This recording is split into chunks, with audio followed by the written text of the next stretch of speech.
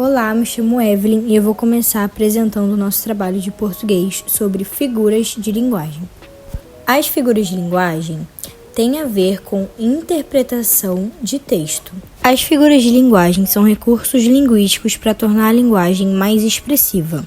Agora nós vamos aprender as principais. A figura de linguagem tem dois conceitos fundamentais, sendo eles a conotação e denotação. A conotação diz sobre expressões no sentido figurado, como, por exemplo, o carro voava pela rua. Isso não quer dizer que o carro literalmente voava pela rua, mas sim que ele estava andando numa velocidade muito alta. E isso que é a conotação. A denotação tem sentido literal, ou seja, original do dicionário. Como, por exemplo, o pássaro voava pelo céu. O pássaro realmente voa pelo céu, então tem um sentido original e que faz sentido. Agora nós vamos falar sobre a metáfora, que é uma comparação sem utilizar expressões, que indica que uma comparação está sendo feita. Nesse sentido, nós não usamos palavras como parece, tanto, quanto, como e etc. É uma comparação implícita.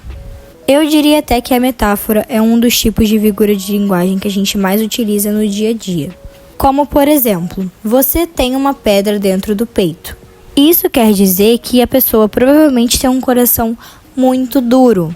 É um tipo de comparação, é uma metáfora.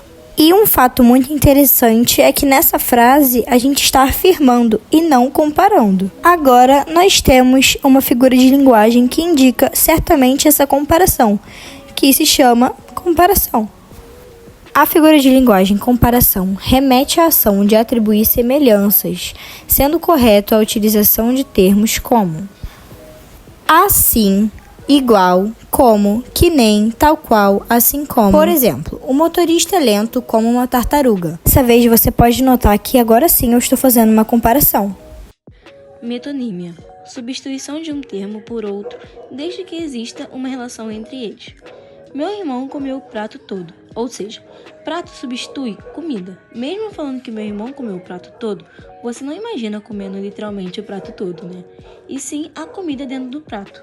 Sinestésia, combinação de dois ou mais sentidos, ou seja, olfato, audição, paladar e tato. O perfume é doce. Nessa fase, eu misturo olfato e paladar.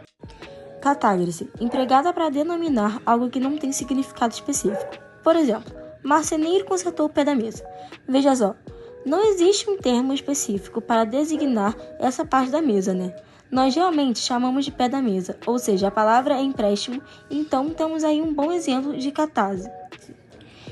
Hipérbole corresponde ao uso intencional de expressões exageradas. Por exemplo, estou te esperando há séculos. Há séculos é um exagero, claro. Ninguém está esperando há séculos de verdade. Outros exemplos que a gente vê por aí: morrer de rir, estou morrendo de sede, já te falei 1 milhão de vezes. Enfim, são expressões exageradas, né?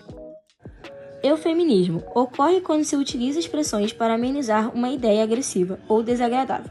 Por exemplo, ele acabou batendo as botas. Bater umas botas é o mesmo que morrer, mas é uma forma de dizer sem ser muito agressivo. Ironia. Sugere ao contrário do que se afirma a ironia. Depende muito de contexto e também é uma figura de linguagem muito utilizada, por exemplo. Sempre delicada, derruba tudo que encontra pelo caminho. Claramente é uma ironia. Antítese. Oposição entre palavras, expressões ou ideias, por exemplo. O ódio e o amor andam de mãos dadas. Ódio e o amor apresentam uma oposição, né? São ideias ao contrárias. Paradoxo.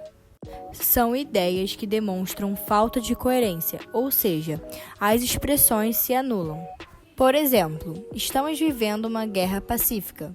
Guerra e pacífica são palavras que se anulam, ou seja, são opostos. Prosopopeia ou personificação. Consiste em atribuir características humanas em seres inanimados ou irracionais, como por exemplo, as árvores pedem socorro.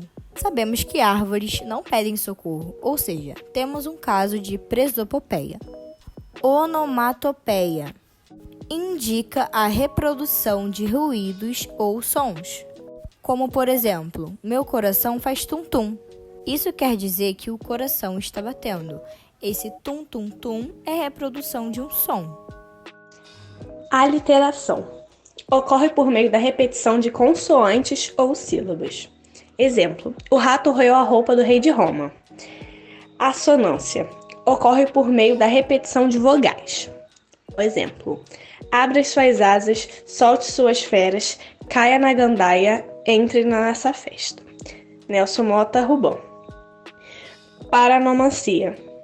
Palavras que se assemelham na grafia e na pronúncia, diferem no sentido. Exemplo: o docente aplicou a prova esta tarde para os discentes. Elipse. Omissão de um termo na sentença, não há dono de sentido. Exemplo: nós começamos a estudar há um mês. Hiperbato, ou inversão, caracterizado pela inversão da ordem direta dos termos da oração. Exemplo: sujeito mais predicado mais complemento. Triste estava João, igual João estava triste.